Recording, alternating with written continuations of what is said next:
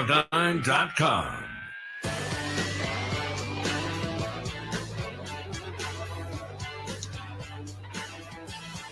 Yo!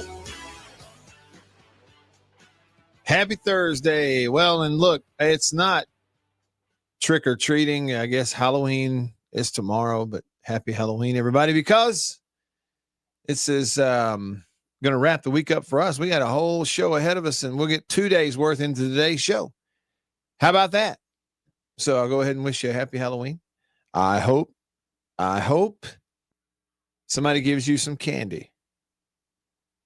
I also hope that for Warren's sake, who's called us twice this week, I hope that this afternoon I remember to ship that box of cereal to Beaver. Or else I'm going to be in somebody's doghouse. And that's all carrying over from the week. But here we go. Yeah.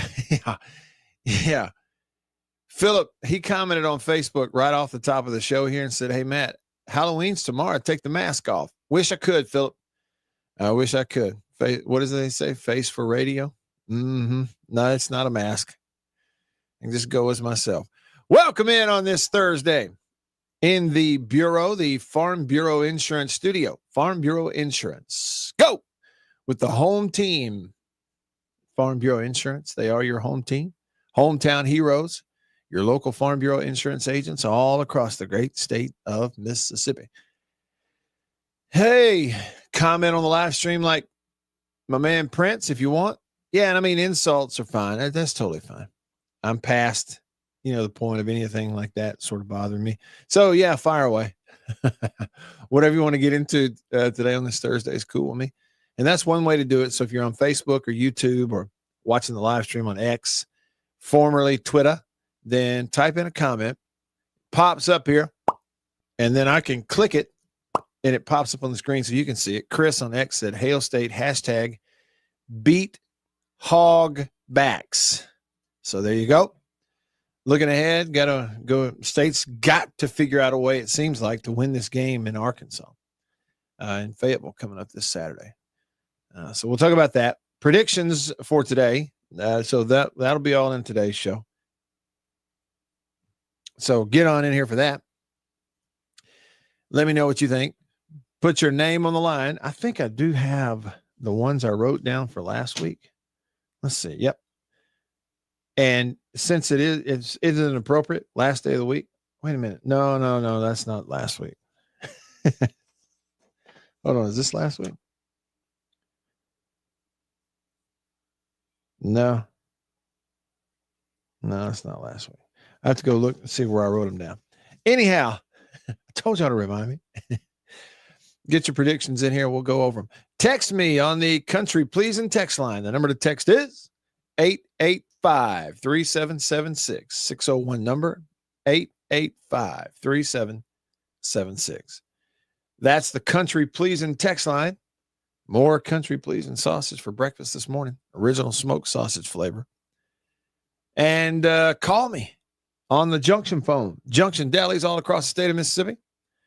Fueled by Prince Oil Company. They've been fueling Central Mississippi since 1960. That's a long time. Long time. So get on here. The number to call, 897-1059. 601-897-1059. And just like clockwork, the first text that I get here today says, if State loses out, can we go get Mullen? No is the answer. There is no scenario, barring something crazy off the field. Okay. There is no scenario where State's making a coaching change. Just drop it. And nor should they. In fact, and that's my opinion, the should part, they shouldn't make a change. That's my opinion. The fact part is there will be no coaching change at State outside of some sort of weird thing popping up off the field, but they're not making a change. Okay. So just drop it. So there. Otherwise, tell you what, I said anything goes. Anything but that. Anything but fire Levy, get a new coach. Anything but that, because that's a waste of our time. But anything other than that, we'll fly just fine. Yeah, and since I won't be here with you tomorrow to encourage you to be careful out there trick-or-treating, be careful. Be careful out there trick-or-treating tomorrow.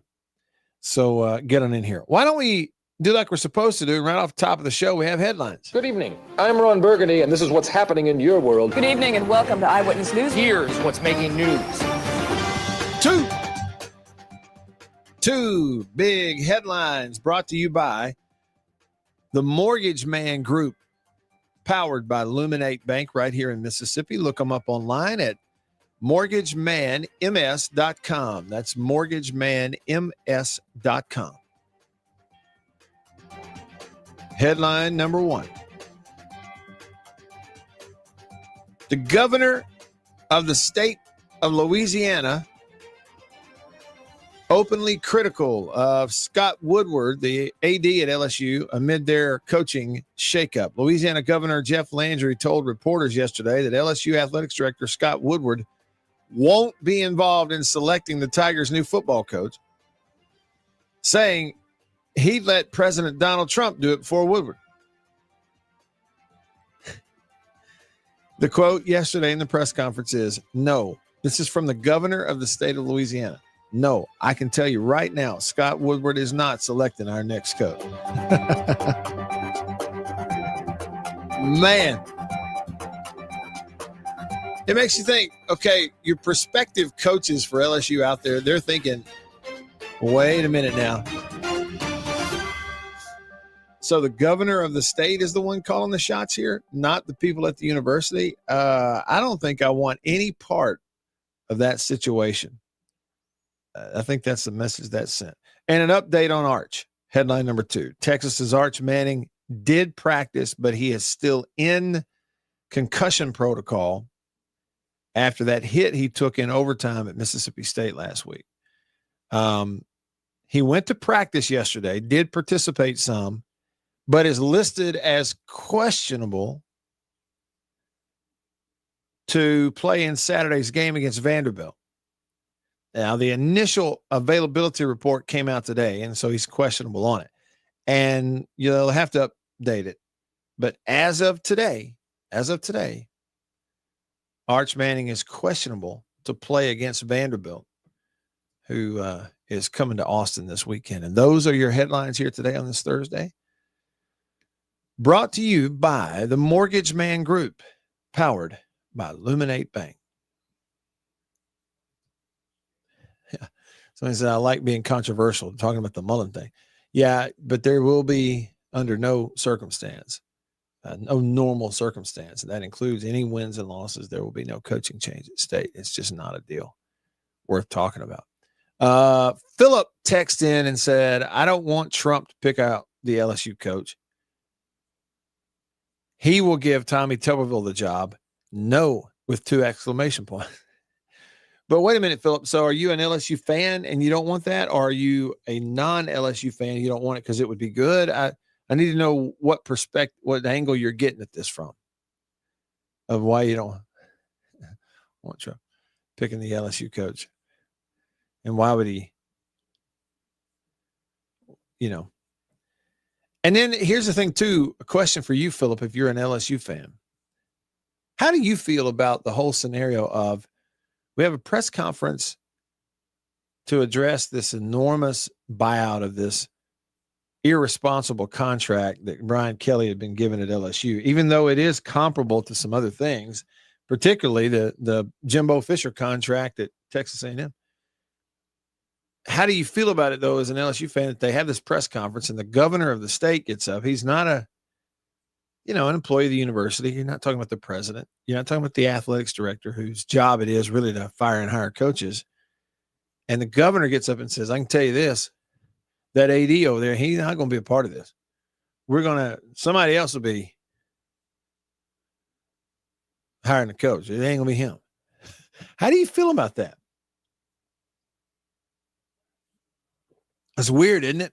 So if the AD is not involved in hiring the next football coach, what is he doing?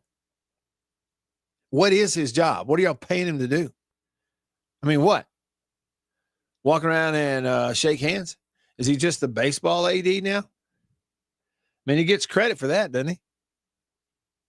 The whole thing's kind of weird to me. Why would the governor do that, though? Again, I don't know. I think, and I'm sure that, the LSU job is good enough and a chance to win there is good enough. And the money's good enough that, there's plenty of candidates, sure. But don't you think there are some that might be legitimate candidates for the LSU job that look at that and go, no, buddy, that's messy right there. I'm not walking into that. I've got a good situation over here. I'm not walking away from this into a situation over there. We got a weird lame duck sort of AD. Is he the boss or not?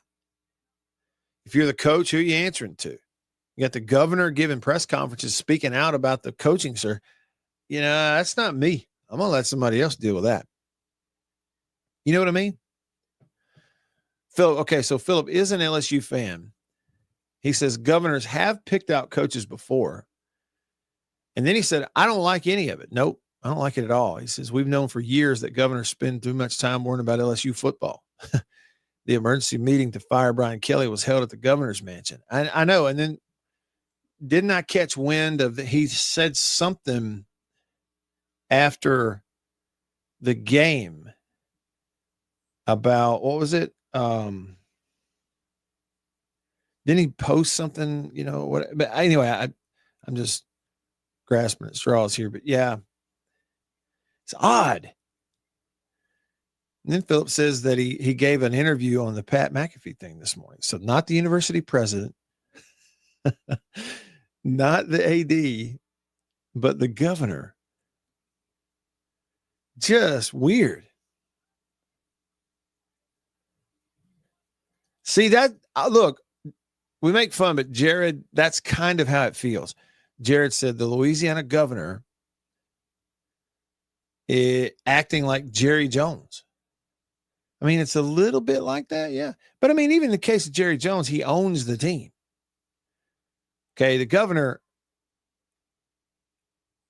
fandom aside, sure he's an LSU fan, and giving of his personal money and time aside, from a responsibility standpoint, he does not own the team. He's got a much bigger job than football. Jerry Jones, he gives a press conference, but he owns it. It's his. The whole thing's his. He owns it. He bought it. It's his possession. To me, it's a little different. It does kind of have that same look. Yeah, that's what it was. Lyle, thank you. He reminds me on the Country Pleasing text line that the governor was talking about after the game. Boy, stuff like this, we can't be also going out here and raising ticket prices, because I think they had said they were going to do that. And, why were they going to raise the ticket prices? Twofold. More money coming in to soften the blow of the mandatory like $20, $21, $22 million revenue share thing with all their athletes. They're going to have to divvy out. No longer they're going to spend that money. They have to give it to the athletes. And I guess the rest of it goes in the pot to pay athletes to come play for you. Yeah. And he's like, I don't know about having this kind of product and then tell us you're going to raise ticket prices.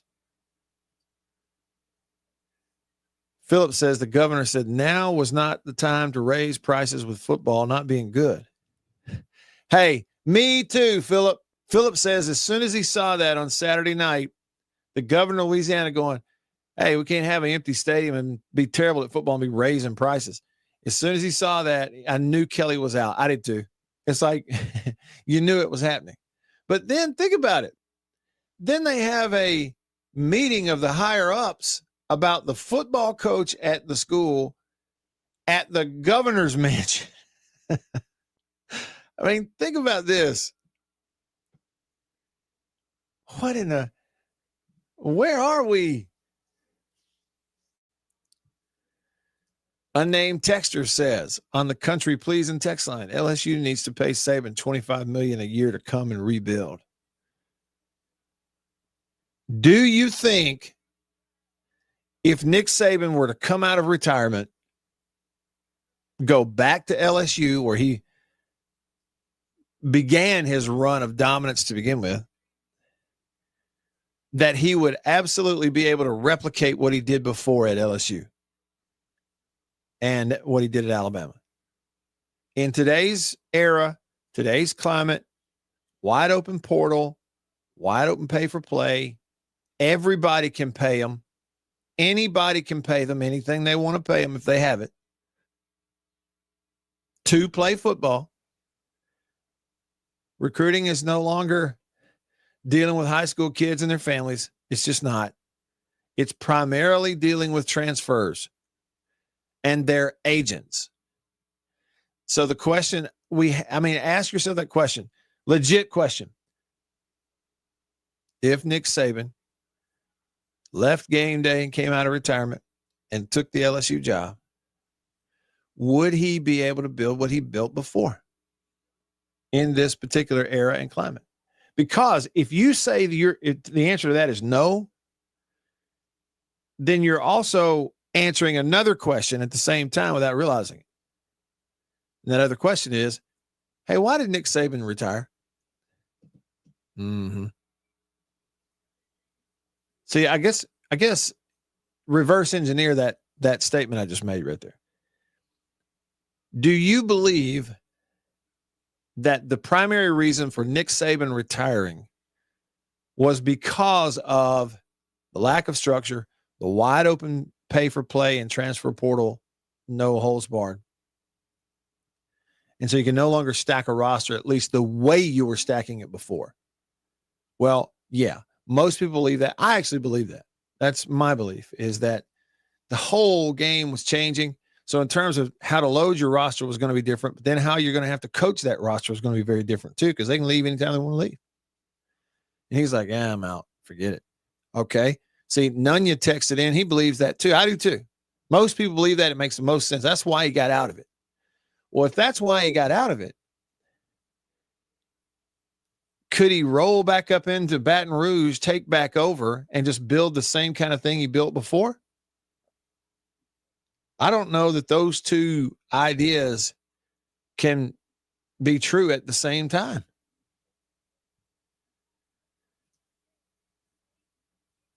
Yeah, and see, somebody said, so if recruiting doesn't matter, which I agree it doesn't, why is Mullen not being picked up by anyone?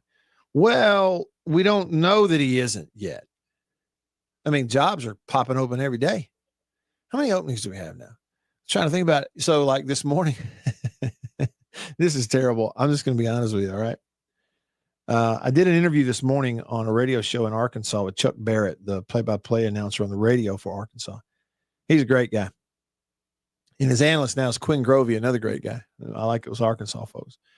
But I was on with him, and during that conversation is when the light bulb went off over my head, or flickered over my head, where I remembered that Arkansas also is trying to hire a coach.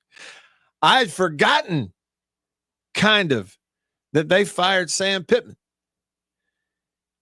And it was in regards to talking about Arkansas's offense under Bobby Petrino. I went, oh, yeah, wait, I forgot. Y'all looking for one too, aren't you? I mean, Arkansas is in on this. So Arkansas, in the SEC, we have what? Arkansas, LSU, and Florida. Am I missing one? Okay, Arkansas, LSU, and Florida. Most likely to come open would be, this year with those SEC teams would be what? It'd be Auburn, probably. If another one's going to open up. What? You also got UCLA, you got Penn State. Okay, Kentucky. I didn't think about them. Jared said you're missing the eventual Auburn and Kentucky, so maybe those two also. See, I think Mullen would be good at some of these places that aren't necessarily going to spend the most money out there. Like, okay, if he goes to LSU, in terms of buying players, you got no limitations there as compared to Alabama and Georgia. Okay, fine. But even Kentucky, Mullen, to me, is the kind of coach that even in Kentucky, he could maximize what he does have to spend on roster and still be a lot better than they are. I believe that about him. But again, is he interested in it? I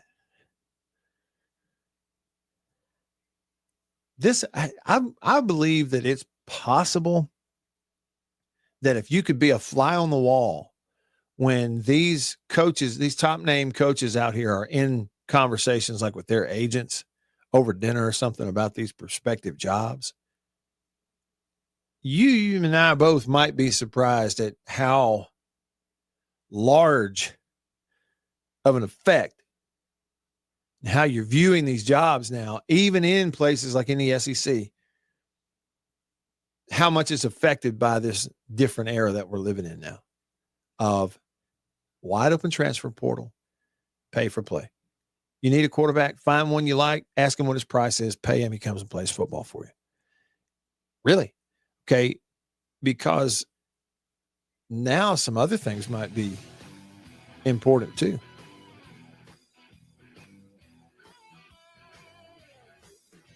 It's fascinating to me. But I know one thing I wouldn't do. I know one thing that isn't smart, and they may get their man, but one thing that isn't smart is to have the governor of your state stand up publicly for all the world to see and say, I'm running this coaching search. The AD can kick rocks. It's just, who in their right mind really wants to walk into that? I guess just somebody that's interested in money only. Really? Just getting started on this Thursday. Back after this. Stick around.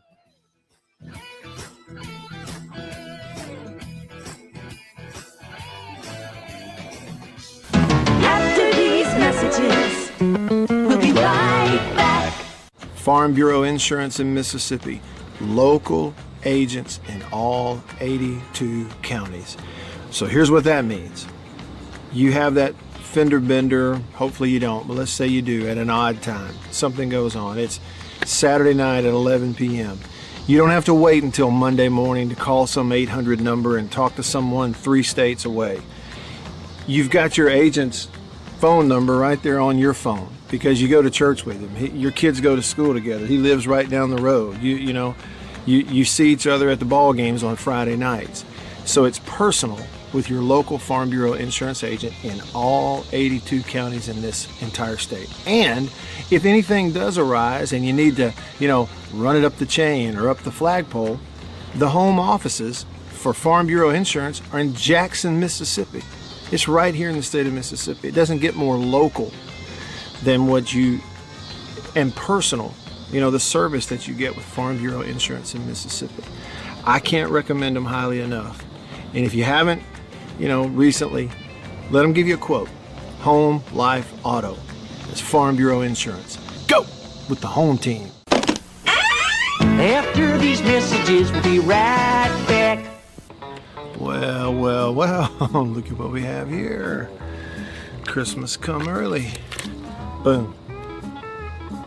Little green onion country pleasing. That's not all.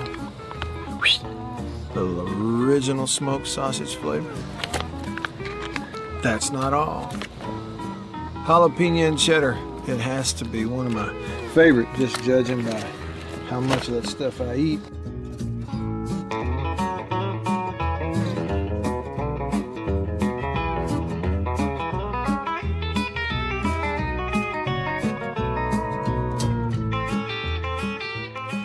Oh, can't forget.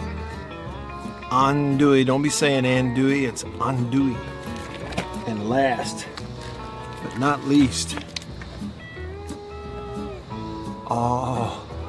pork and pineapple, bun size, 3 links, bun size. Look at that right there. Be careful.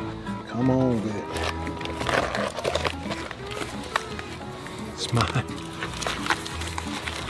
Come here, jalapeno. Oh, that's all mine. Country pleasing sausage.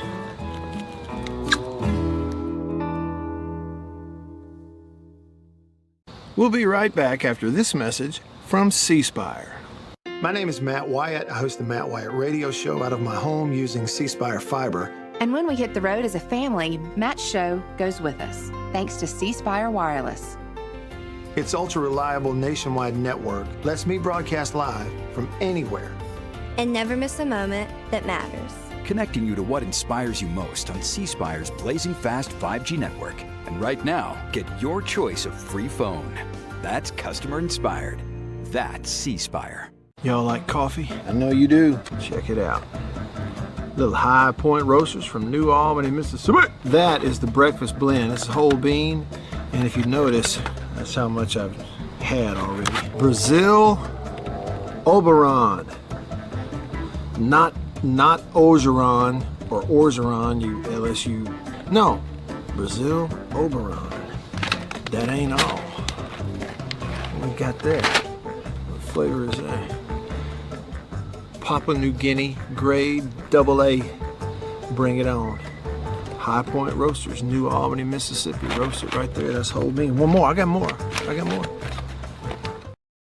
and worldwide at thezone1059.com. Back with you. I'm Matt.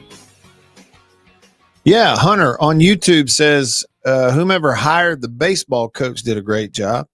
Well, right. I thought that was Woodward too. Now, you might get behind the scenes, Hunter, and find out that was other people involved with LSU who pulled that off.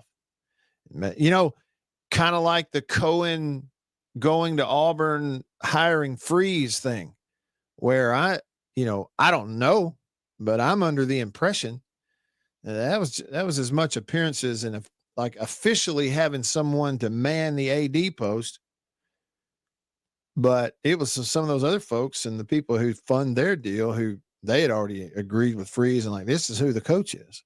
You know, it's not like John went out himself and handpicked Freeze to do it.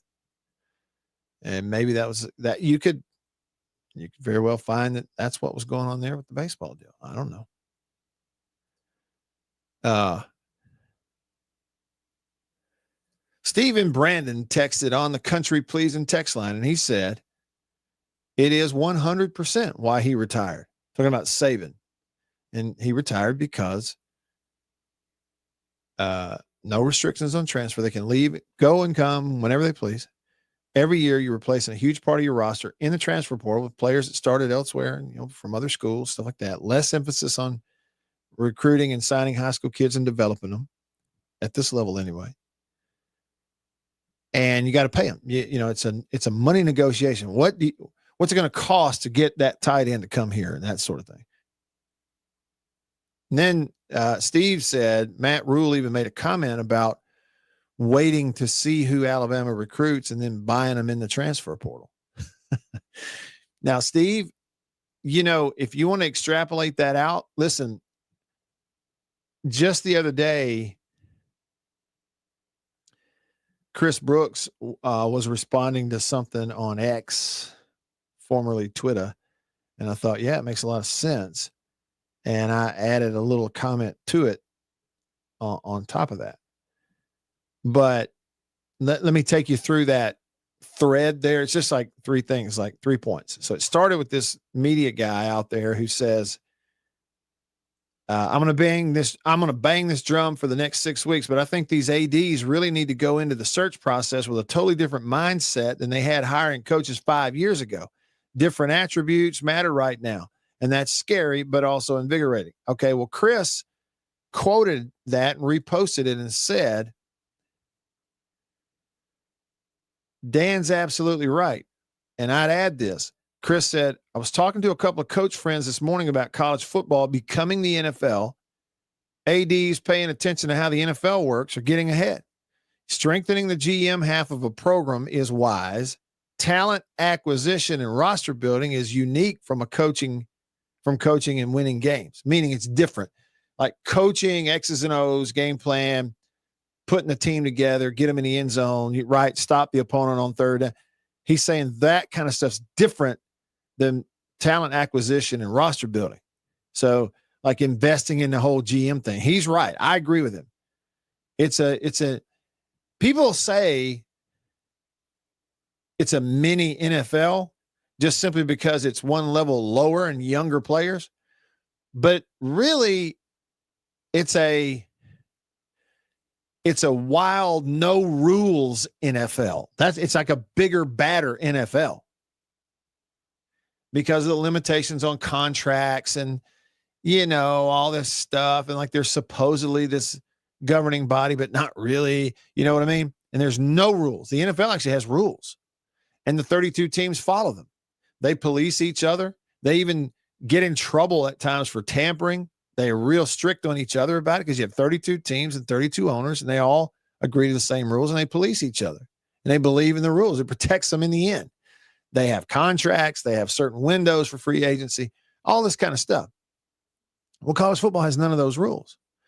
Well, my quote to what Chris, or adding to what Chris said, was this: talent acquisition now in college football, it's hiring and firing also. It is. Hey, number, I don't know, 94. It's been fun to be around you, but we brought you in here for this, that, and the other. It hadn't really worked out. Okay, so you're going to need to find a place to land. Okay, because we're moving on, and you need to move on too. You're fired. And then you talk to whoever that replacement is going to be, and he's playing, I don't know, at Nebraska right now. Yeah, you come on over here, and the deal is this up front, and this is what you're paid. This is where it'll come from. So talent acquisition is hiring and firing also. This is what I said. The NFL model is this: stay away from high school guys and let others pay them because they'll hit the portal soon. See, think about that. People moaning and groaning about high school players in Mississippi. I don't like it either. Okay, I'm not saying I like this or support it or think it's good for anybody. I'm looking at it from a very matter-of-fact perspective of it is what it is. Okay, and here's what it is factually. People whining about the idea that highly thought of high school recruits in Mississippi are committing to LSU and Auburn and places like that out of state. Oh, these guys shouldn't be leaving the state. Well, guess what? What are they getting paid to go to LSU and Auburn? Knowing good and well, there's about a 90% chance every last one of them hits the transfer portal in a year or two. Why would you pay them now? See, that's what's going on. I'm not saying it's good. I'm not saying it's good for anybody. I'm just saying that's what's going on. So everybody at the top level of college football in the SEC, it's portal. They're looking at Ole Miss and Vanderbilt going, okay, stack that money and stay away from high school. Portal. And my question was, is it good? Is that good? Is that what coaches really wanted? I don't think so. Okay, so there we go. What I just quoted there is reality. It is, the whole system is at the highest level of football. There are few and far between kids coming out of high school in 2025 that have the opportunity that I had coming out of high school, which is to sign with a Southeastern Conference school my senior year of high school and attend there as a freshman. There are fewer and fewer and fewer high school kids with that opportunity because of this particular system that we're in. That's the reality of it. Because they're forced to. Who's got time? Name a program who's got time to develop high school kids, and it takes 2-3 years to develop them. Huh. No coach has that amount of time now. So that's why he gets out. Again, I'm stacking the reasons why Saban gets out. And so what I'm going is, even if that's why he got out, why would he get back in? Nothing's changed. It's only getting hotter. Secondly, if he did get back in, why would I believe that he'd have anywhere near the same kind of success that he had before? I don't think he would. I don't think he would, and I think he's smart enough to know he wouldn't, and I think that's why he got out. Hunter texted and said, "Hey, Matt, I hope all is well. Before the season started, I said I want State's defense to improve at least 50 spots nationally. Well, they have and more. State's defensive stop rate as of week 9 is ranked 52nd out of 136, whereas the 24 defense was 131st at the end of the season. Night and day difference on defense, Hunter. Sadly, the offense really has not taken steps forward consistently. They're more explosive. Guys have been a little healthier at skill positions, but they are not better overall offensively. Man, look at this. Patches, Houlihan said, Matt, on the left is a homemade oatmeal cream pie from Strange Brew in Tupelo. And on the right is a normal Little Debbie OCP. It says you need to pick up a couple from Strange Brew and treat Beaver and yourself. This is your own backyard. I'm sure you'll not be disappointed. And I know exactly what you speak of, Patches. I've been to Strange Brew in my hometown of Tupelo and gotten those homemade cream pies. They are massive, humongous. No one person can eat the whole thing at once. And they are some kind of good too. It's not loaded down with all them preservatives and everything. So, but thanks for sending the picture and reminding me of it. I may swing by there today. Grumpy texted the show. He said, Matt, to change the subject, one of the headlines on the sports page today is Shapen being booed by fans. Booing players really annoys Grumpy. What are your thoughts? Well, I got a lot of different thoughts, Grumpy. Number one, let me just say, been there. My message to Blake would be, don't worry about it. I am living proof. You can get booed by everybody in the stadium and live through it and have a happy life. Been there. It makes you tough. I'll tell you that much. You know, when he's not 19, he's probably 23, right?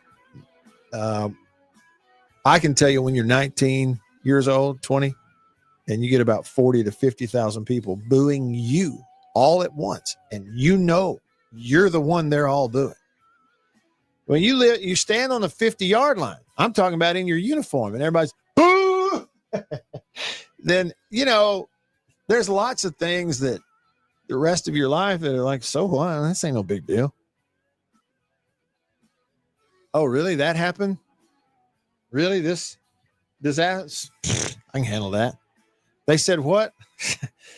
Water off a duck's back, man. That didn't bother me.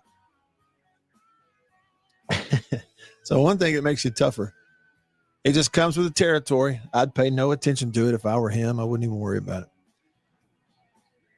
More text after this. Stick around. This is Jake. After these messages, we'll be right back.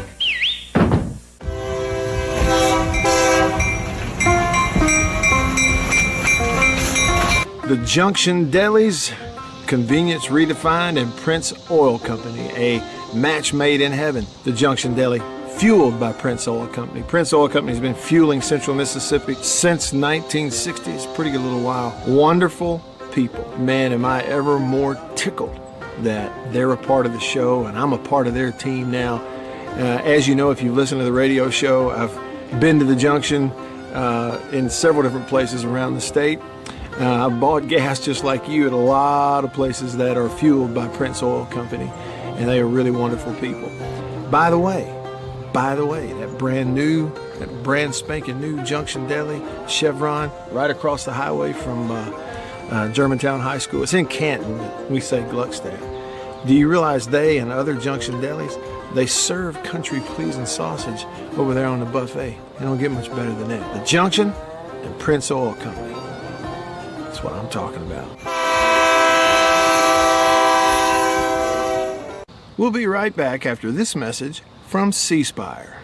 My name is Matt Wyatt. I host the Matt Wyatt radio show out of my home using C Spire fiber. And when we hit the road as a family, Matt's show goes with us, thanks to C Spire Wireless. Its ultra-reliable nationwide network lets me broadcast live from anywhere. And never miss a moment that matters.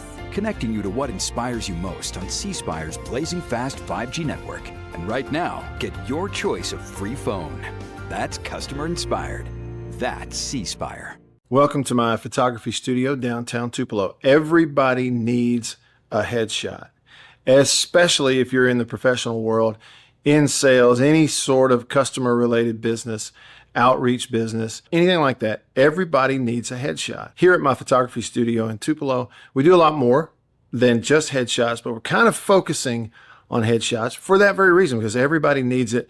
Let me show you a little something about it. One thing I'm able to do here is sort of have 2 to 3 different looks in a small space that we can do in a short amount of time. Several different looks and styles of lighting with studio equipment, studio lighting. Some with flash and a particular look that I've worked on, a constant lighting scenario where you sit down, the lights are already on, you lean in, and we kind of illuminate the whole face. And we get several options in the studio in a short amount of time. Here's 2 priorities for me when I shoot headshots. One is it has to look like you. Okay, none of this fake stuff. The other goal is it's got to look like you at your best. And that's my job as a photographer.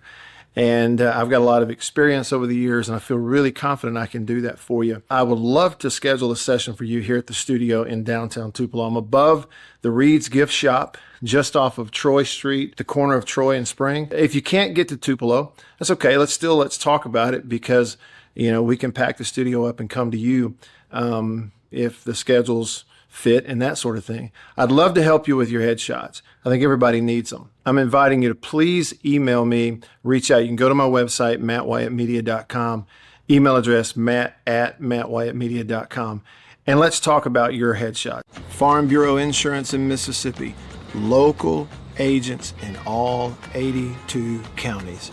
So here's what that means. You have that fender bender, hopefully you don't, but let's say you do at an odd time. Something goes on. It's Saturday night at 11 p.m. You don't have to wait until Monday morning to call some 800 number and talk to someone 3 states away. You've got your agent's phone number. 1059 and worldwide at thezone1059.com.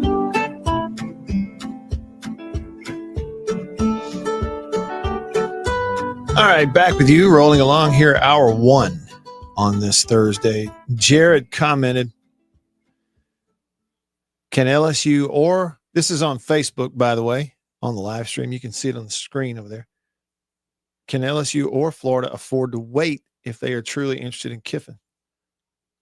Unless there's a total letdown, Ole Miss will unfortunately make the playoff. He says, unfortunately, which means you have to wait until they lose to get him. Which could be into January. Yeah, that's a good point. That's a good point, Jared. But the other side of that same coin, though, is, if Kiffin wins, they get in the playoff and make a little run, why would he want to leave? Even more so, because if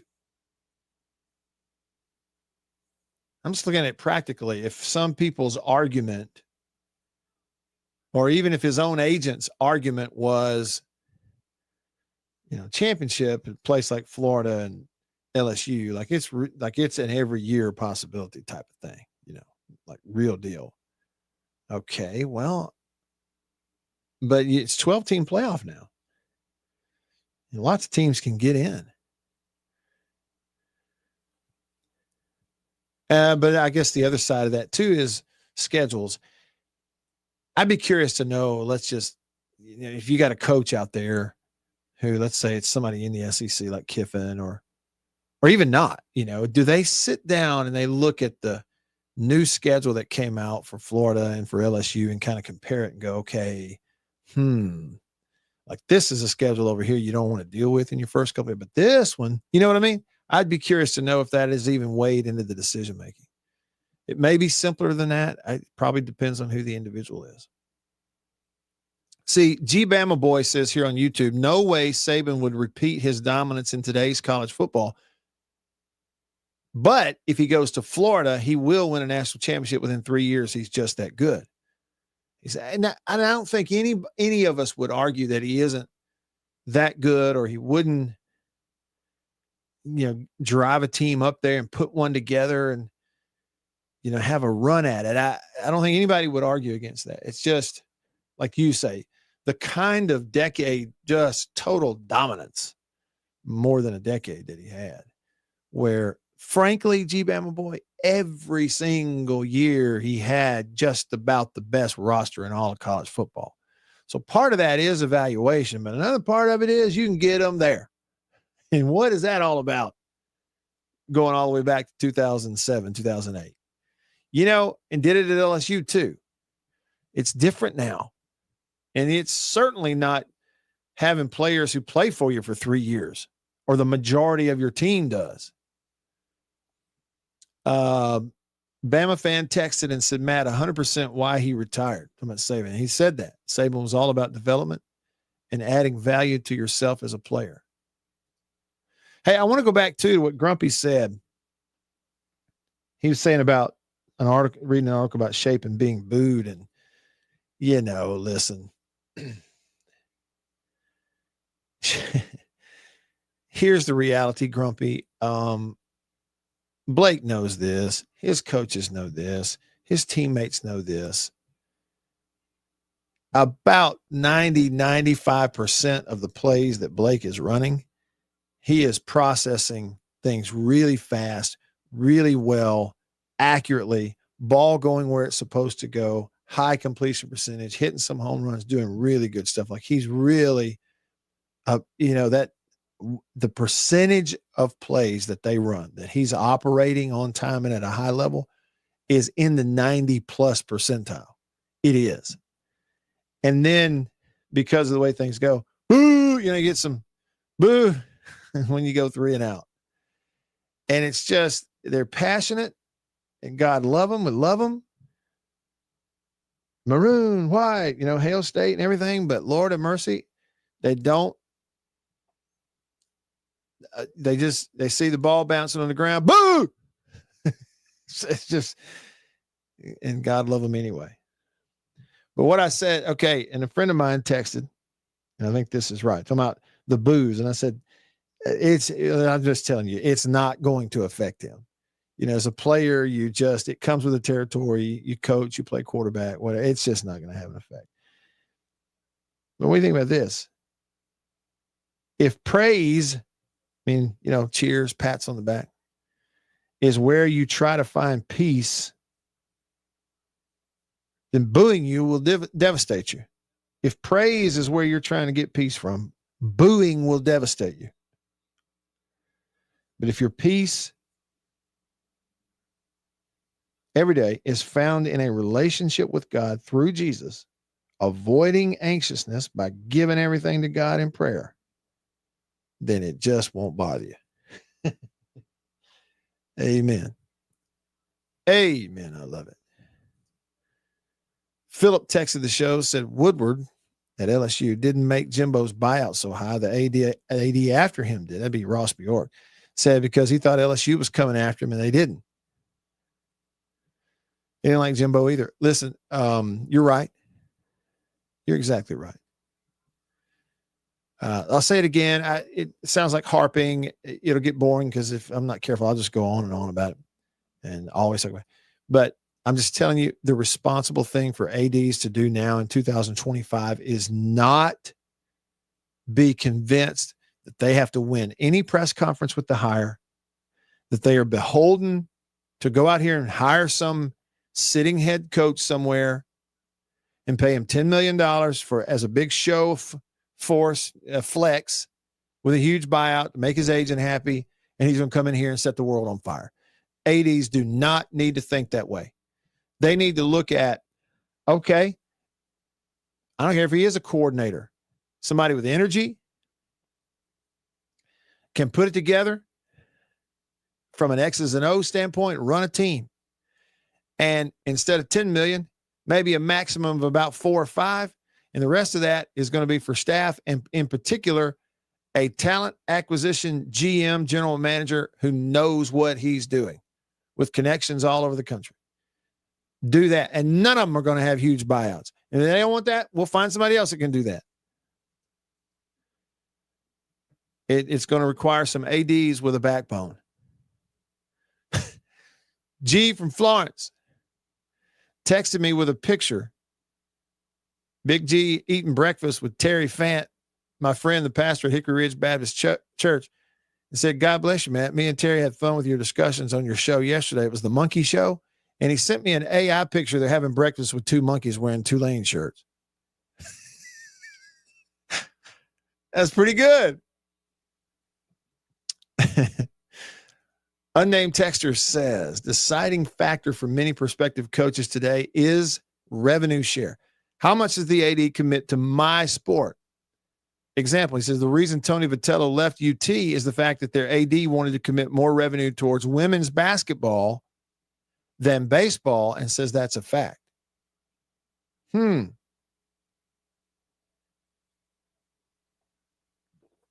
So does Tennessee turn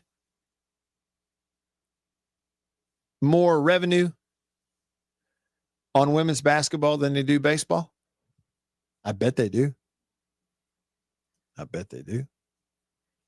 Not every place does. I bet Tennessee does.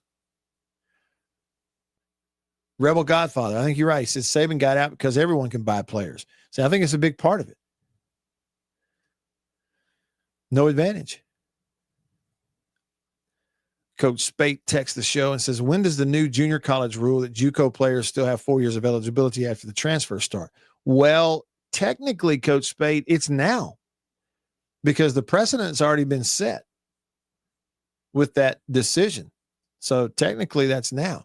In fact, you know what? I think it requires a little research to confirm it, Coach Spate. And I might be able to do that over the next week or so. But I think I've caught wind of programs, around college football that have JUCO players who they thought were about to be off the roster, out of eligibility, that have already begun to make changes in recruiting classes and who they're already making changes, knowing, hey, this guy's got 2 more years. We thought we were about to be done because he's a JUCO guy. He's got 2 more years. And they're going, multiple coaches, multiple staffs, going back to others, high school, JUCO, and else that they've recruited, even some in commitments in recruiting classes, and say, listen, man, this kid, we thought this spot was going to be open. It's not open. We got him for 2 more years, this new rule. So we'll help you find a new place, but we're not going to have room for you.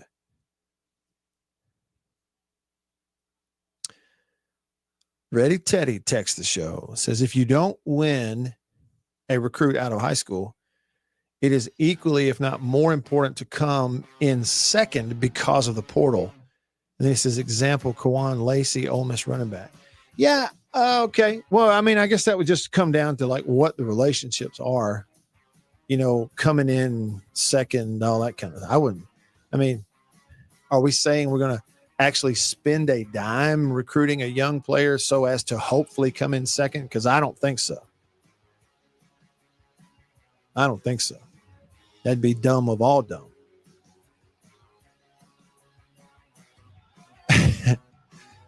J-Rock's paying attention. He said, what is this sports show I tuned into? I came here to hear about monkeys on the loose. That was yesterday. Hour 2 coming up. Back after this.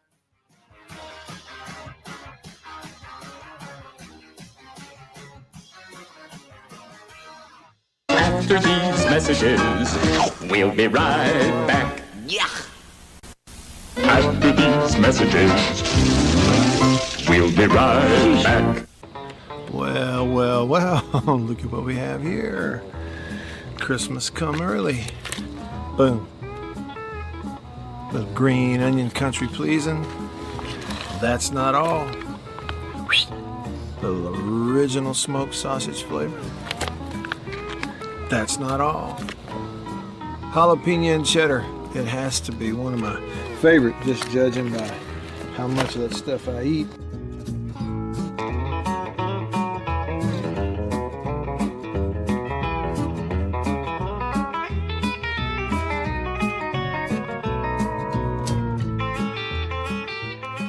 Oh, can't forget.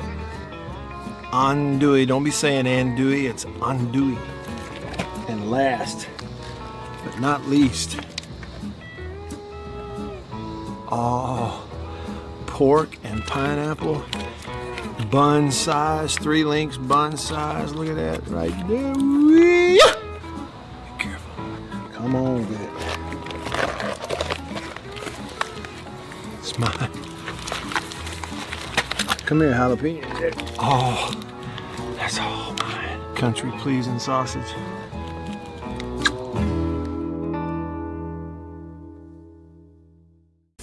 After these messages, we'll be right back.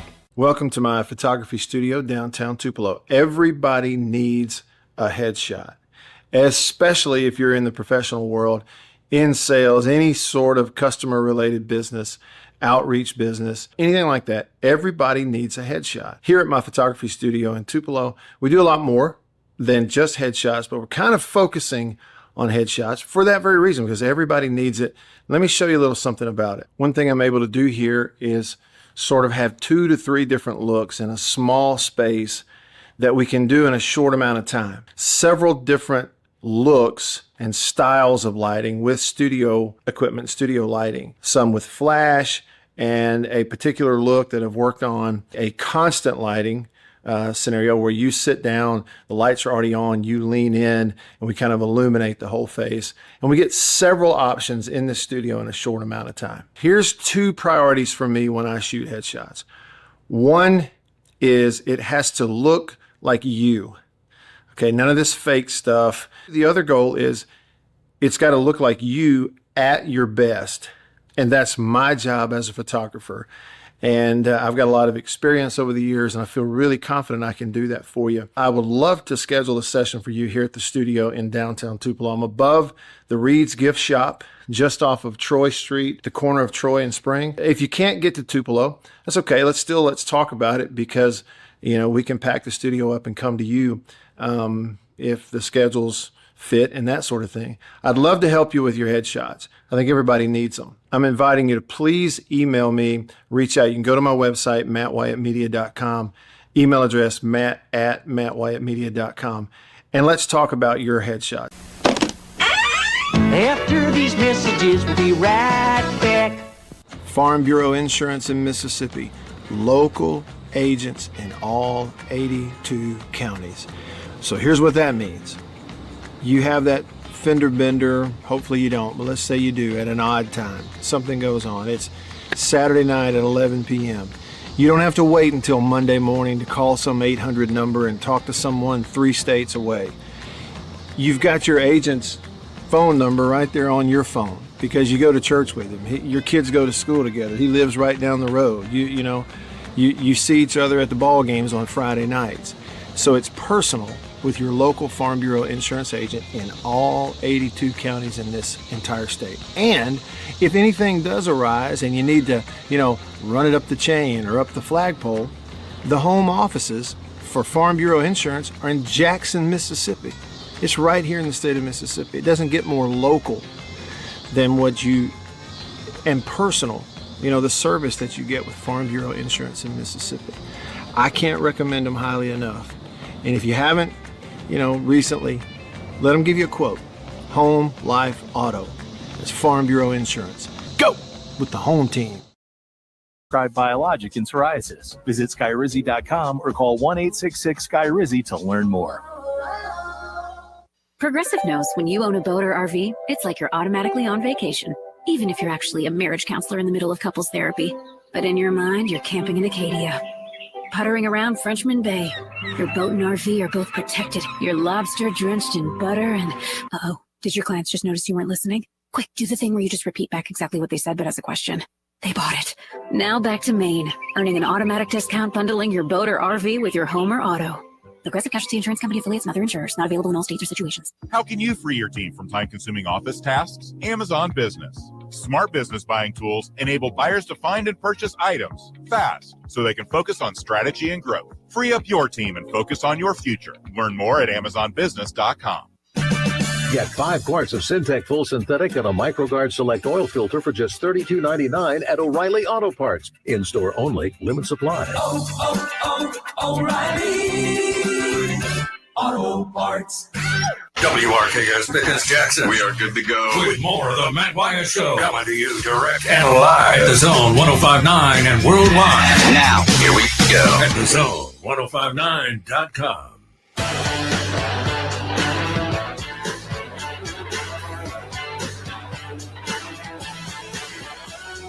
All right, back with you, hour number 2 of the show, off and running. With you, staying connected because of C Spire, the #1 network in Mississippi. C Spire, customer inspired. Check them out at cspire.com. Yeah, it's a long way back. Jared said on Facebook, I wonder if Michigan State ever wonders why Saban couldn't turn the corner with them before going to LSU. Well, it could have been other factors. Maybe he could get players at LSU that he couldn't get at Michigan State. I guess, but I'm sure they wonder. Let me pick up the text line, kind of where we left off there at the end of hour 1. The country pleasing text line, country pleasing sausage on grocery store shelves all around the Southeast. It's the best, hands down. Hands down, my opinion, hands down. White Denzel says this is his final baseball stat of the year. It's, by the way, tip of the cap. Blue Jays win last night. They got the upper hand now, 3-2. Just got to win 1 game out of 2 back in Toronto, and they're World Series champs. Dodgers up against it. He said, with the World Series now guaranteed to end on foreign soil, this will be the first time the MLB season started on foreign soil, Japan, and ended on foreign soil, Canada. How about that? Okay, so that's the last one. We're not going to have another one. I enjoy your baseball stats.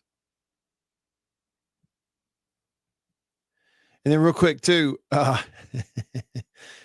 Grumpy had the text a little bit ago. He saw something about an article or a column or something about Shapen being booed, and Big Matt, he used to wear the uniform.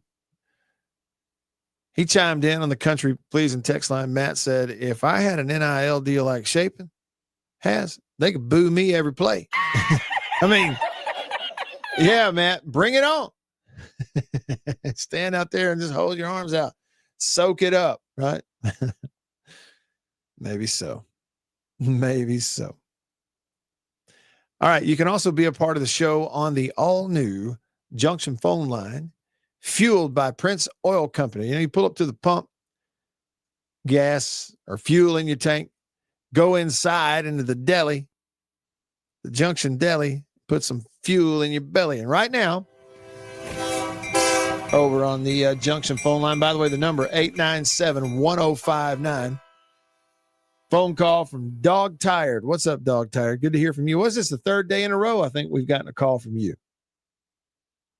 Yeah, man. This is I think every sport that professional and collegiate is almost happening. You got hockey, you got baseball, you got basketball, football. Yeah. If you can't find something to watch, you're I guess blind. I guess I don't know. But anyway, can you imagine that pitcher from the Dodgers last night? Probably didn't sleep a wink. 3 pitches and 2 home runs. First 3 pitches and 2 home runs. How about that? I didn't know. Was that it? When did it happen in the game? The very first 3 pitches. Wait. 2 home runs. In the first inning? The first inning, first 3 pitches. 3 pitches and 2 home runs. Whoa, I didn't realize that. Oh, yeah. That's incredible. I bet he didn't get a wink of sleep last night. How quickly did they pull him? Anyway. Did they leave him in there? Oh, yeah. Yeah, I mean, they didn't. I mean, their bullpen is depleted from the previous 2 nights ago with 18 innings. They were spent. I mean, they were done. Yeah. So, they had to just deal with it. Okay, how about that? So, do they play? Yeah. How quickly do they turn back around and play those last 2 games in Toronto? I think it's going to be a day or 2 before they get back over there. Let me see. I'll look it up. I think the Dodgers are complaining about some of the treatment they're getting at the border. You know, they have to go through customs just like them coming here. You know. Really? So that's been a big deal. All right. It says here. Yeah, so game 6 is tomorrow night at 7. And that's right. All right. And then Blue Jays win, it's over. Dodgers win, we go to a game 7, which would be Saturday night. That's correct. Okay. That's right. Yeah. All right. I know my 3.5 minutes is quickly expiring, so I don't want to try to hustle here.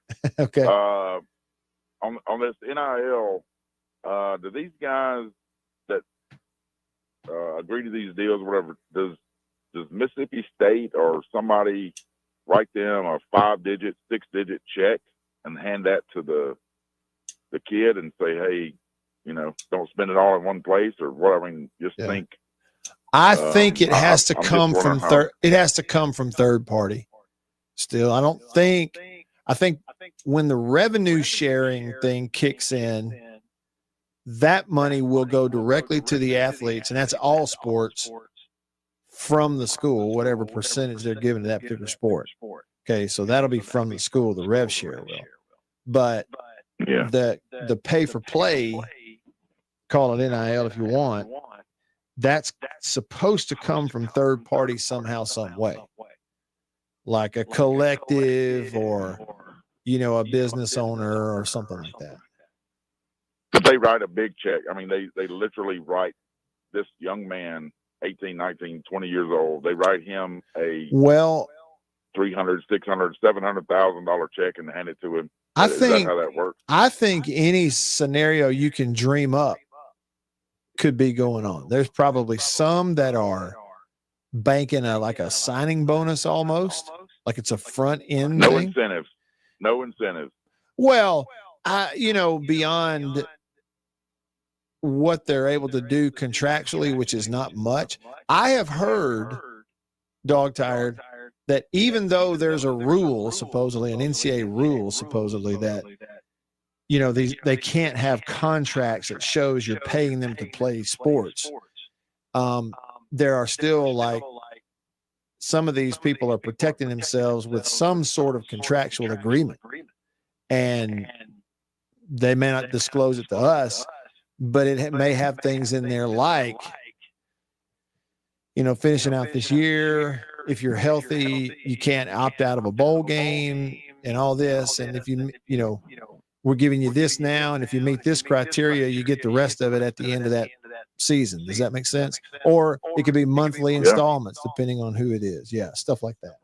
Yeah, that seems to be. I mean, it's just not a business model that's going to work well if you front load and just hand a young man $700,000 and then wish him luck. You know what I mean?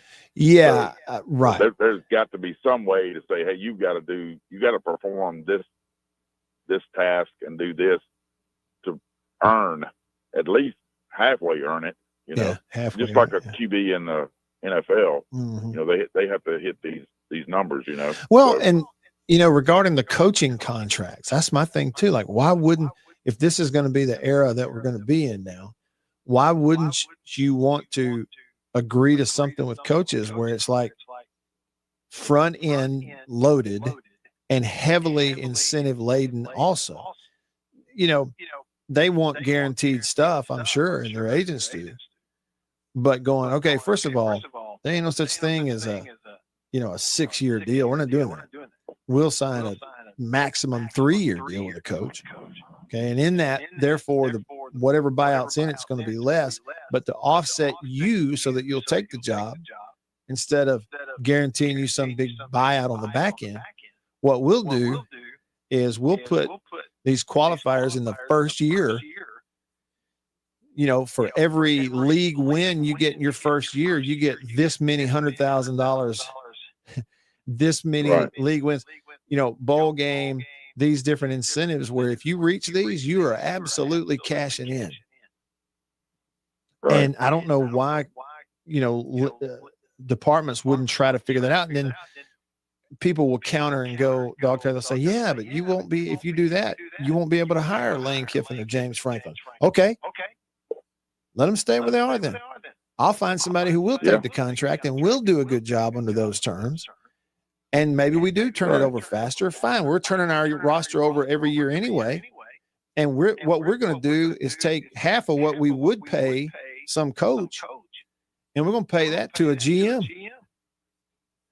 who his job is to set the roster up and work with the coach on that. So I just think things are, if they're being sensical about it, I agree with what Chris Brooks said on Twitter. And that is the smart athletics departments are making those adjustments right now, realizing coaching X's and O's and getting a team ready to play with a game plan is totally different than putting a roster together and managing it right now. That's what I think. Yeah. Well, you took most of my 3.5 minutes, so I'm going to okay. more things real quick. No problem. All right. Is the quarterback from Arkansas? I think his last name is Green. Taylor Green, from Mississippi. Oh, I don't know that. I don't really know. I was like, how do we lose him? We, as in Ole Miss or State or Southern Miss, somebody. I mean, how do you let that young man get out of the state? But if he's that good, yeah. And then the last thing is next weekend. Do you have anything to do with do you call anything with baseball? Not anymore. Price? No, not anymore. Okay. I did baseball for about 5 years actually with Bart on the Plus. Right. And then Charlie's been doing it. So it used to be Charlie would fill in for me when I couldn't be there. And then the last couple Jay Powell did for a little while. Yeah. And then the last few years, I'll just fill in for Charlie when he can't do it. He lives in Starkville and he can get to as many of them as they need him for.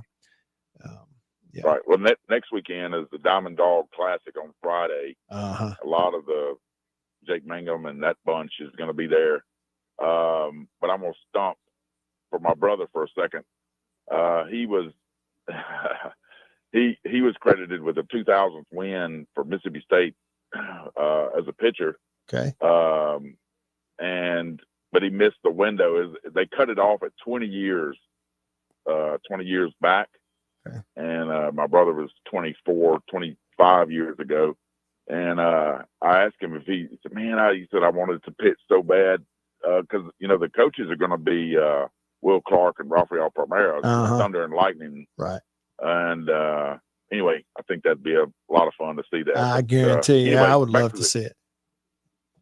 Yeah. They back to the it seems like out of university, there's some events that are being held at Duty Noble that are by third party and not like the Savannah Bananas came and they were like tickets were $200 and $300. The tickets, general admission for this game next weekend, just general admission is $70 to $110. Is that right? So for the old timers game? Yes. Huh. General admission $70 to $110. Whoa. Yep. So, but it's a third party, I guess, putting it on, and I don't know if it's a fundraiser. I don't know if it's NIL. See, I would think, wouldn't you think that thing though, the baseball deal with Clark and Palmeiro would be free, man. Well, but it would if it wasn't a fundraiser. So it leads me to believe. Yeah.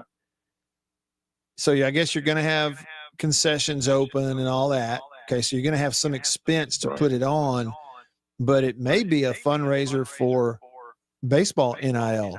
I wonder if that is what that is. Right. Yeah. Yeah. It might. If it is, it's a brilliant idea. Right. All right. I'm on my 3.5 up. So, okay. Y'all take care. See you. Yep. See you. Thanks for the call, Dog Tired.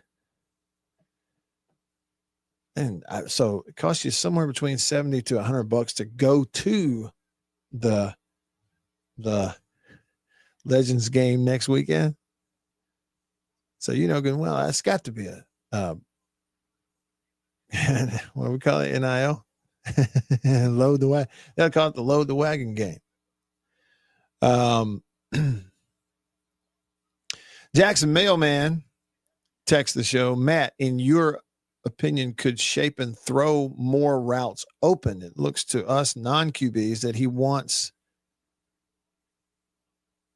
to hold the ball until the player is open, or like waits until the player is open to throw the ball. I don't think he has a big problem with that. I mean, he holds it sometimes, but I mean, the biggest improvement that Blake could really make throwing the ball is not even so much a timing thing. It's just, you know, the frequency with which he hits that deep ball, and he hits it a lot. It's just that they've had some opportunities he did miss. Like if you look at the Florida game, but he hits his fair share, and those are low percentage throws for a reason down the field. I don't really see a huge problem holding on to it too long.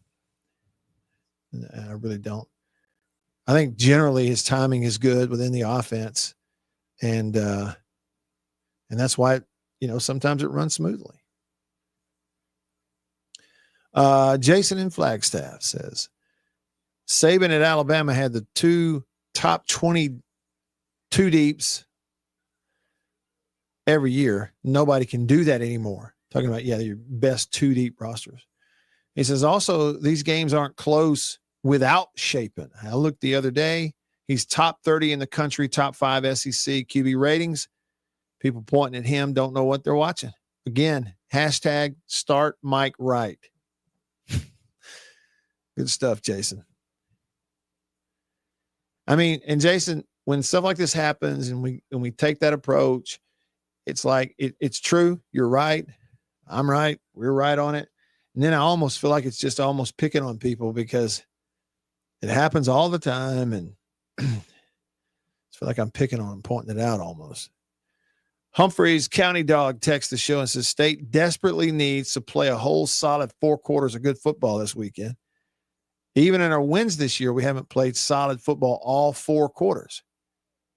Can't let your guard down till the clock hits 000s, Hail State. And I'm telling you something, I think there's some truth in that, Humphreys. County Dog, if you go back, you look at the win over Arizona State, they kind of whipped you down the stretch in the second half. Needed that, that clutch moment at the end to win it after whipping them in the first half. So there's some truth in just how hard you have to play and how long you have to play that hard in order to win these games. Depth does play a part in it. But if last week wouldn't teach you that, I guess you can't be taught, State Grad 98 says the Dodgers pitcher last night was former Cy Young winner Blake Snell, one of the best starting pitchers in baseball. And said, of course, you let him stay in after that moment. Okay. Brian says, when the profit sharing starts, it's going to be nice for the few multi-sport athletes. And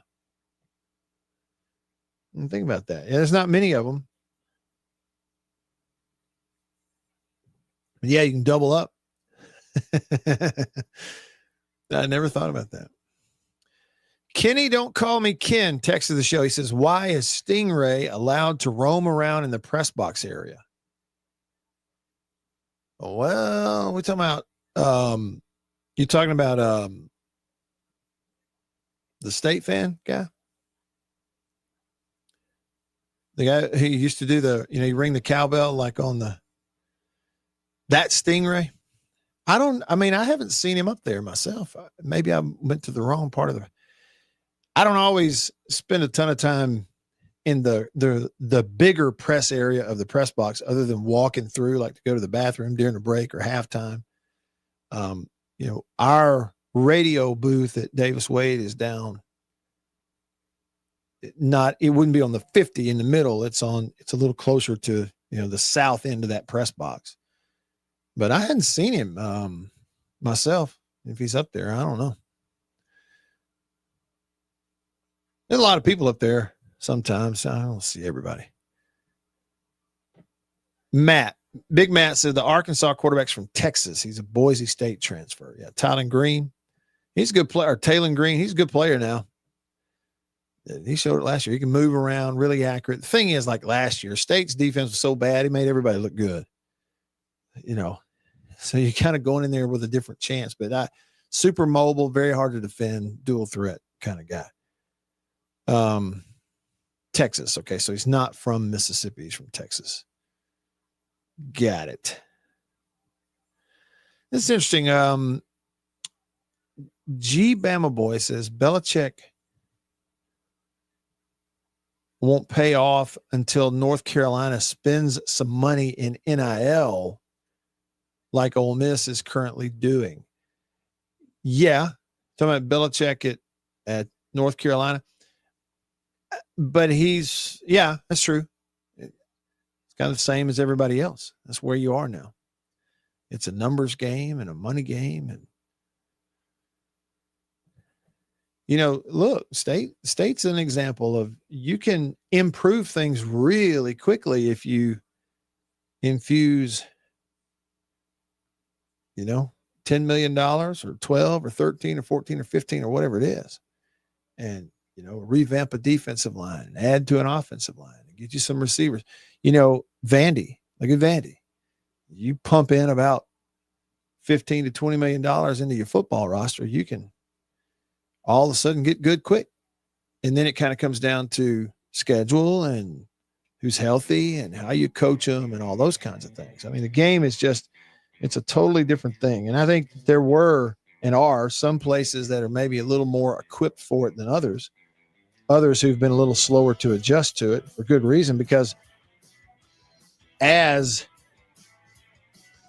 Nick Saban has pointed out, not everybody has boosters, donors who, even though it's necessary, are willing to participate in this of an environment that you have right now in college sports. Call it what it is.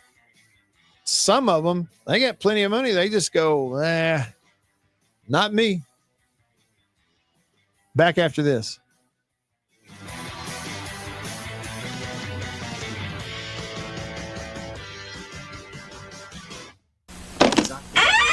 After these messages, we'll be right back. Hey y'all, Matt Wyatt here. Each week on the Mississippi Outdoors podcast, we talk with the people who live it. Hunters, biologists, game wardens, local celebrities, and storytellers that know Mississippi better than anyone. Those bass come up there and attack them. You know how mean bass can be there. You're never going to believe this. Matt Wyatt just talked about your deer on the radio. I said, what did he say? He said, it was Photoshopped. And I said, what? They don't know anything about hunting. They just have never had that right, that freedom. Dude, that's us, man. That's what we do. So tune in. Be inspired, and we'll see you outdoors.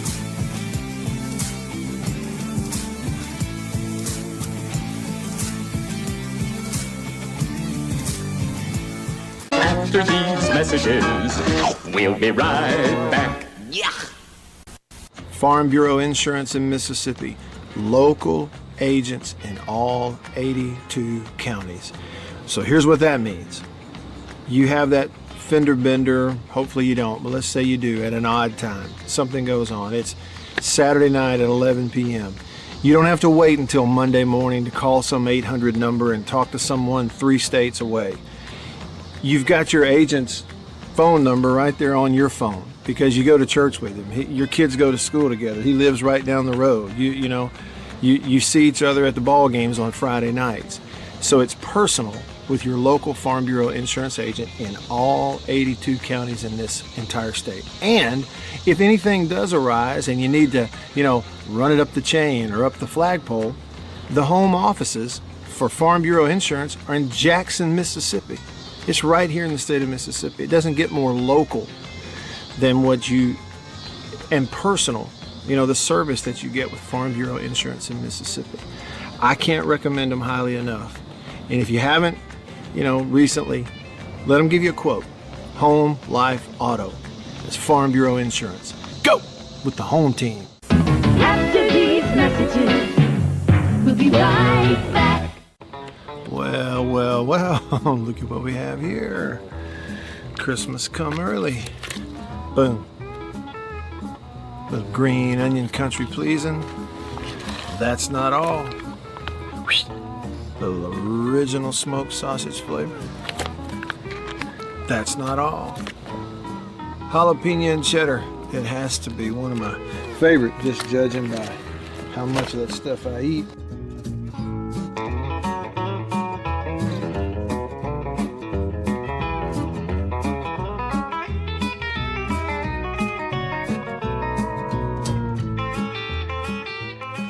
Oh, can't forget. Andouille. Don't be saying andouille, it's andouille. And last, but not least, pork and pineapple, bun size, 3 links, bun size. Look at that right there. Be careful. Come on with it. It's mine. Come here, jalapeno. Oh, that's all mine. Country pleasing sausage.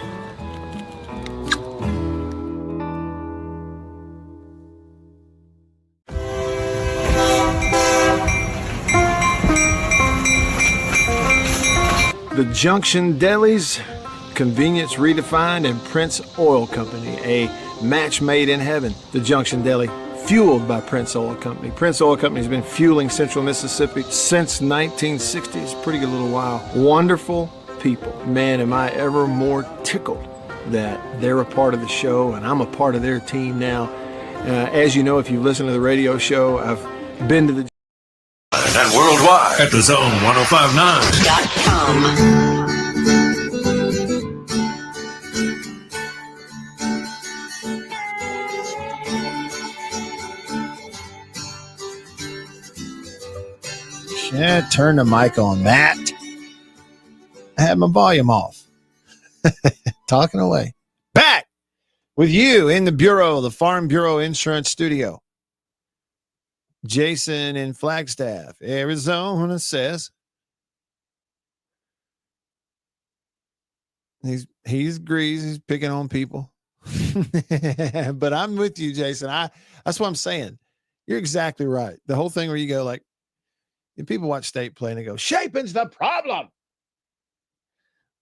And Jason said, look, they just don't know what they're watching.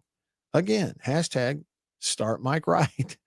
I mean, really, you're exactly right. And I'm right there with you. And then like every time we bring it up, Jason, like I said, I feel like it's almost picking on them. They can't help it.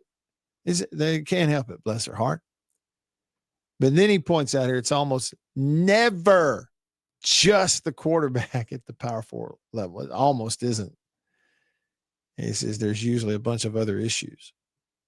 And then sometimes quarterback issues can be an indicator of practice issues and development issues and coaching issues and design issues and communication issues. Jason, it's like every situation is a snowflake. Like I've said before, it's like, to really know you have to be, but in the room, but then, you watch the games and, Shapen does a lot of really, really good things. Tough kid, gives them a chance in games, and they just got to finish it out. Team as a whole. They don't do a lot of the little things consistently in fourth quarters you have to do to close those things out. It's just where it is. Dog Tire said he needed to make a correction. He says his brother got credit for the 1,000th win as a pitcher at state. Not 2,000th, but 1,000th. Oh, okay. So that's all time? Dog Tire, is that the all-time record at the school? 1,252 wins. 1,105 losses all time. So a good bit over 500. I like it. Hey, do y'all remember Henry Winkler? Better known as the Fonzie on Happy Days. Okay, but more recently, Coach Klein and Waterboy? Henry Winkler, the actor who played the coach in Waterboy, who was losing his mind. Happy birthday, Henry Winkler. Fonzie turns 80 years old today. It's a great scene when he was in the locker room and the Waterboy walks in and he starts drawing up plays on the... Yeah. Come on. Come here. Come here. Come on. Come on, everybody. All right, this is it. Okay. This is the play. This is the play. This is the play. Okay. The quarterback. 2 receivers lined up to the left, 1 to the right. There's a flanker lined up to the left behind the quarterback. Over there? He gives the ball. No, he doesn't. He doesn't get the ball. The receiver goes all the way over there to the left. Once the quarterback has the ball, he fakes to the left. No, he fakes to the right. He doesn't fake. He thinks about faking. He pretends to fake. I don't know where I am. I can't breathe. I love it. No, he thinks about faking. He pretends to fake. And then he blacks out. Coach Klein, a.k.a. Henry Winkler, happy 80th birthday. More entertainment. On this day, October the 30th, 1986, the 100th episode of... Sometimes you want to go where everybody knows your name. Cheers aired on NBC, 100th episode this day, 1986. Sing along. You want to be where you can see the troubles are all the same. You want to be where everybody knows your name. Yeah, cheers. 100th episode this day, 1986. Great show. Beautiful show. You know, the first 3 seasons on Cheers, you had Coach behind the bar with Sam, and he's hilarious. And then the actor who was playing Coach the first 3 seasons, he passed away. And so then they replaced him with Woody Harrelson, who was Woody, you know, and he was hilarious too. But I never thought he was quite as funny as Coach was. Same day, 4 years later, October 30th, 1990, 100th episode of... yeah, Matlock. Oh, gray-headed Andy Griffith. That was a great show, I assume, because Andy Griffith was in it. For whatever reason, coming along, you know, like I say, I mean, it was going on late 80s into the 90s. I never did really sit down and watch them. Maybe I should have. I agree. White Denzel says Henry Winkler is so underrated. I think his most slept on role is Marty Streb in Here Comes the Boom. I don't know that one. Yeah, he's super underrated.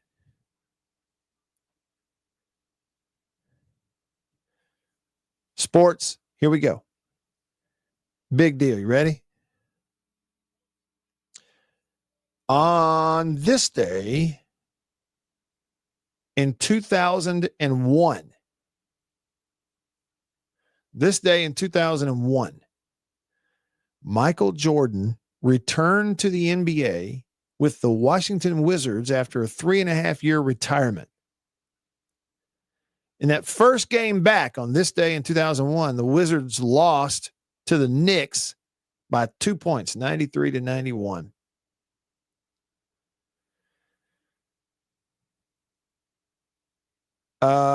Let's see. On this day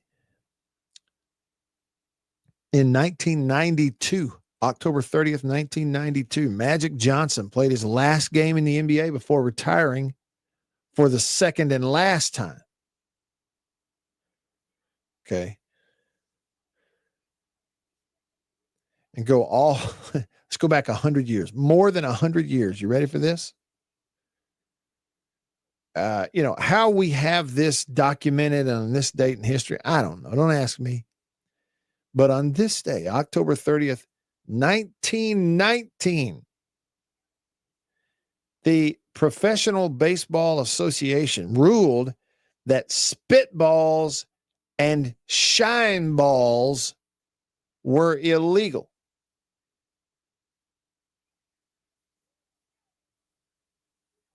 What are those? All right, spitball. Well, does that spit on it so that you can make it spin more or less, or I don't know.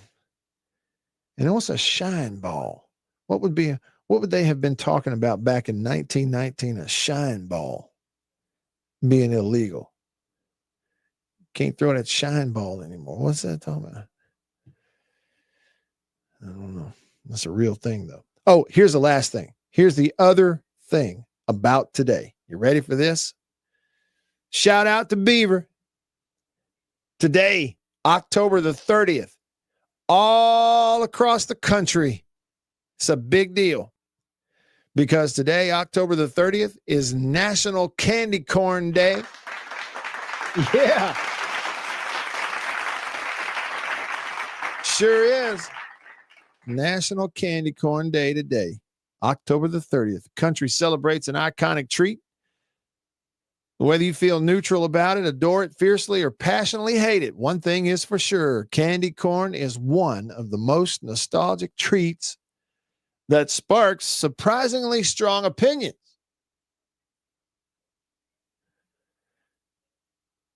Who gets credit or blame? Candy maker George Renninger, and credited with inventing candy corn while employed at the Wonderly Candy Company in Philadelphia, Pennsylvania in the 1880s.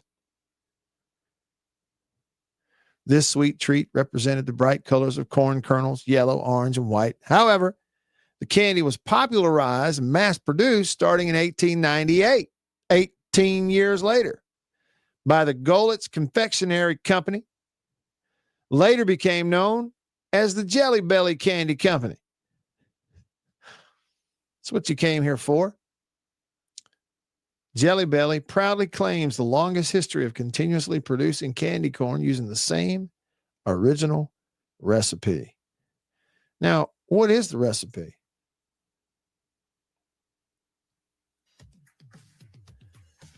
Now, this you didn't know. Apparently it's, okay, here it is. Corn syrup, sugar, water, marshmallows, fondant, and wax. Made from the leaves of a palm tree. There you go. I like some candy corn. Sure do. I will not apologize for liking it.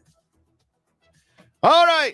We are going to wrap the week up the right way. Next, we'll put our nose in the Bible and get some Bible question answers with my friend Terry Fant from Hickory Ridge Baptist Church in Florence, Mississippi.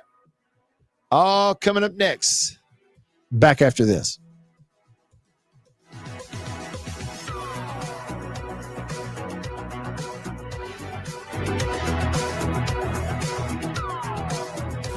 After these messages, we'll be right back. Farm Bureau Insurance in Mississippi. Local agents in all 82 counties. So here's what that means. You have that fender bender, hopefully you don't, but let's say you do at an odd time. Something goes on. It's Saturday night at 11 p.m. You don't have to wait until Monday morning to call some 800 number and talk to someone 3 states away. You've got your agent's phone number right there on your phone because you go to church with him. Your kids go to school together. He lives right down the road. You see each other at the ball games on Friday nights. So it's personal with your local Farm Bureau insurance agent in all 82 counties in this entire state. And if anything does arise and you need to, run it up the chain or up the flagpole, the home offices for Farm Bureau Insurance are in Jackson, Mississippi. It's right here in the state of Mississippi. It doesn't get more local than and personal, the service that you get with Farm Bureau Insurance in Mississippi. I can't recommend them highly enough. And if you haven't, recently, let them give you a quote. Home, life, auto. It's Farm Bureau Insurance. Go with the home team. After these messages, we'll be right back. Well, look at what we have here. Christmas come early. Boom. Little green onion country pleasing. That's not all. Little original smoked sausage flavor. That's not all. jalapeno and cheddar. It has to be one of my favorite, just judging by how much of that stuff I eat.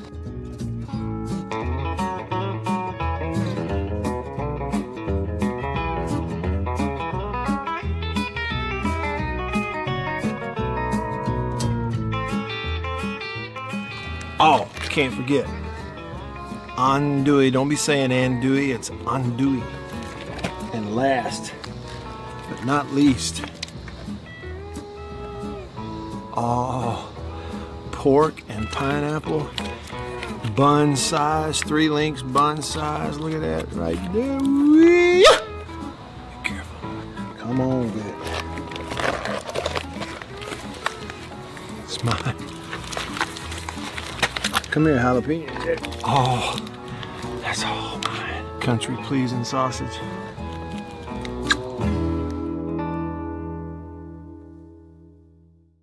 We'll be right back after this message from C Spire. My name is Matt Wyatt. I host the Matt Wyatt radio show out of my home using C Spire fiber.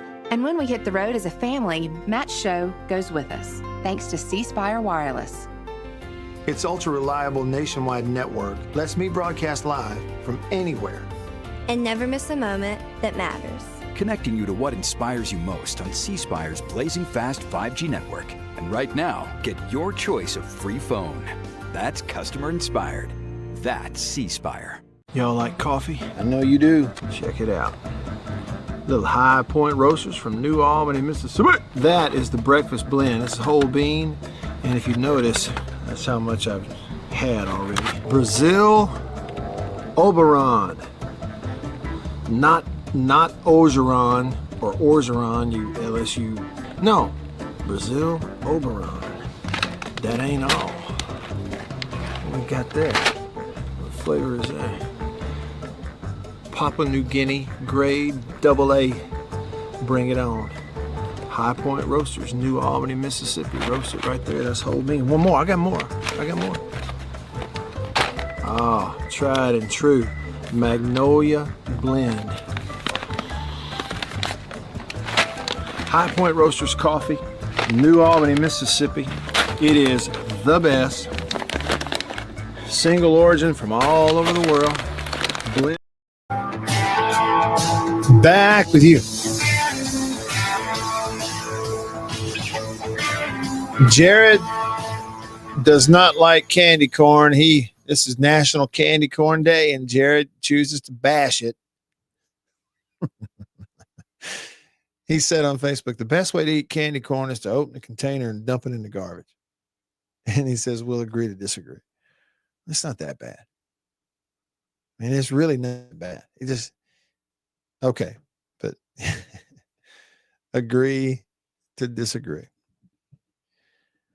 All right. So, as I said before, this is going to wrap the week up. We got a few minutes left to hear it together. Tomorrow, travel day. I got to get to Fayetteville, Arkansas somehow. Call a ball game, come home, and all that. So we're going to finish the week up the right way and put our nose in the Bible and get some Bible answers and Bible questions over to Terry Fant from Hickory Ridge Baptist Church in Florence, Mississippi.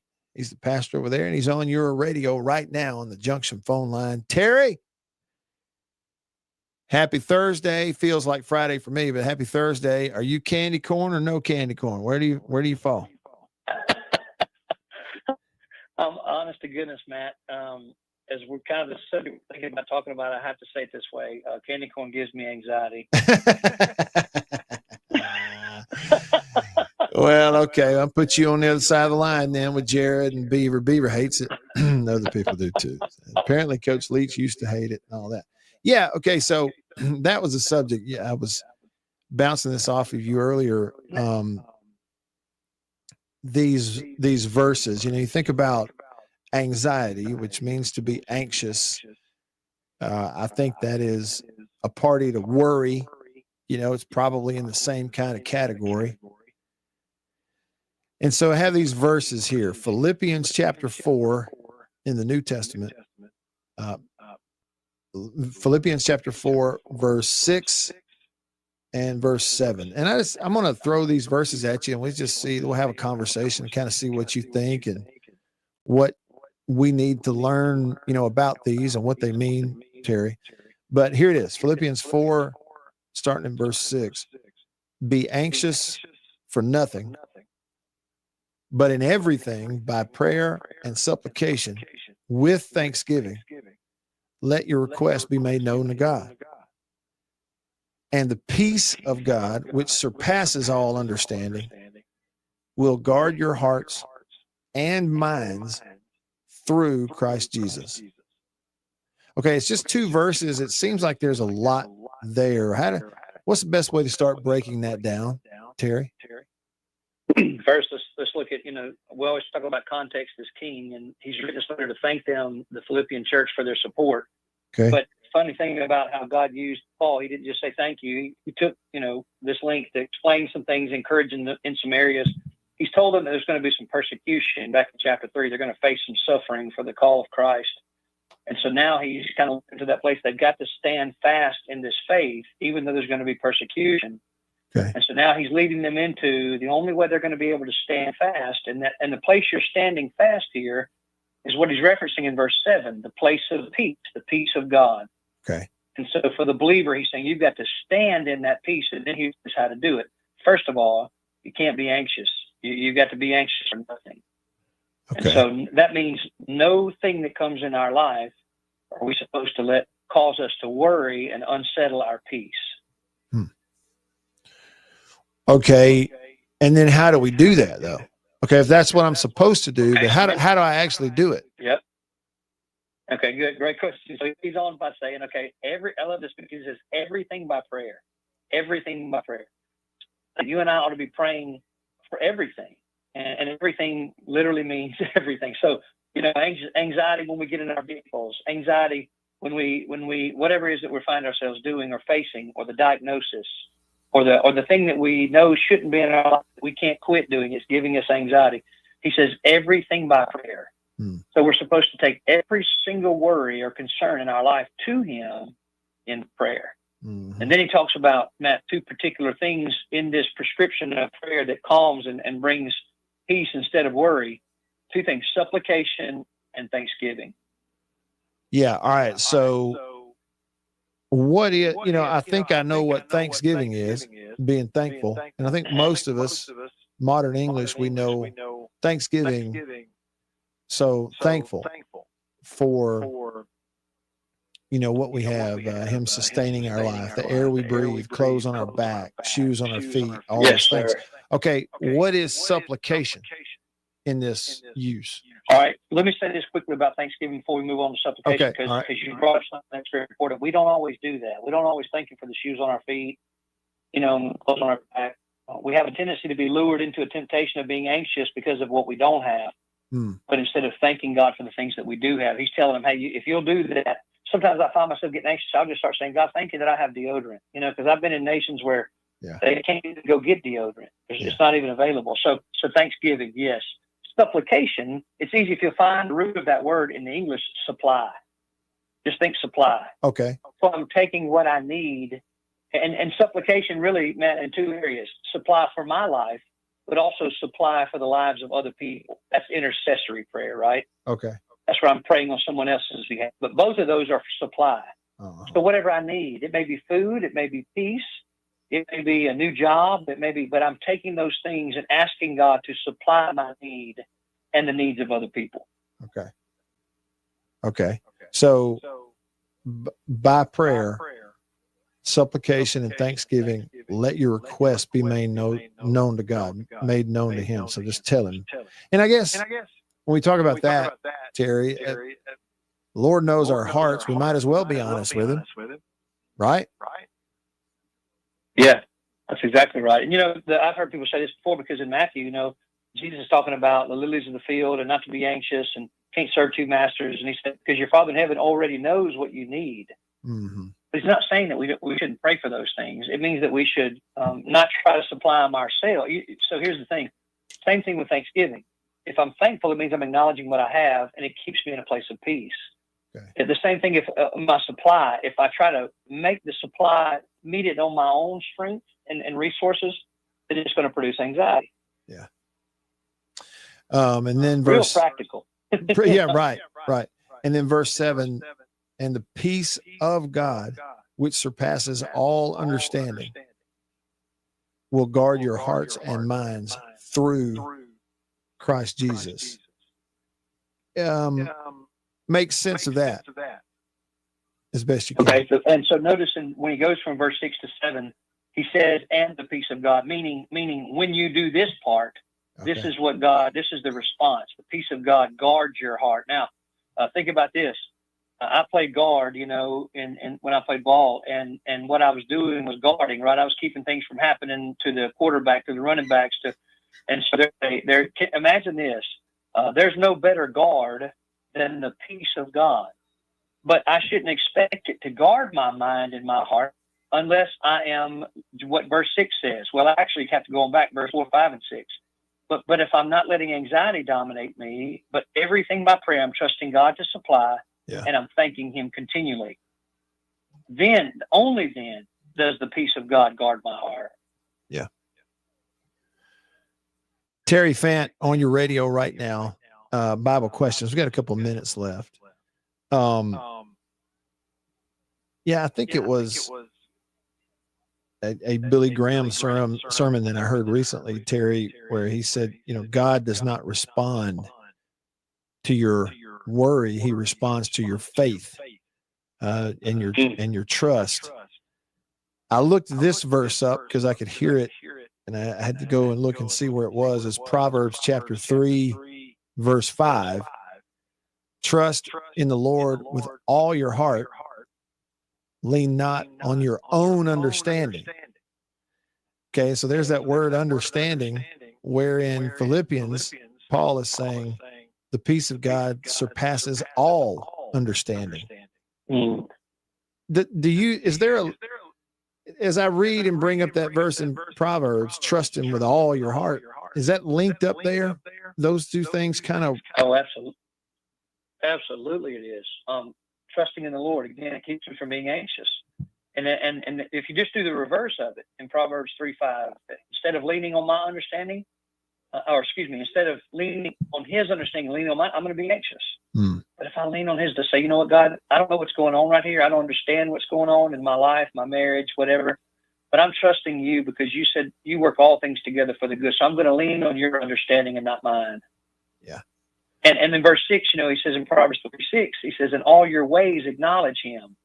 So here's the thing about acknowledging. Imagine me and you, you know, meeting up somewhere and you came in and you sat down at the table with me. I didn't say, hey, Matt, I didn't acknowledge you one bit. It didn't change the fact that you were there.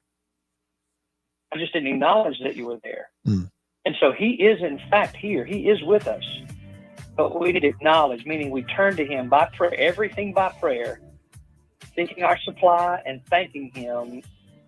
And this keeps us from being full of anxiety. It's great.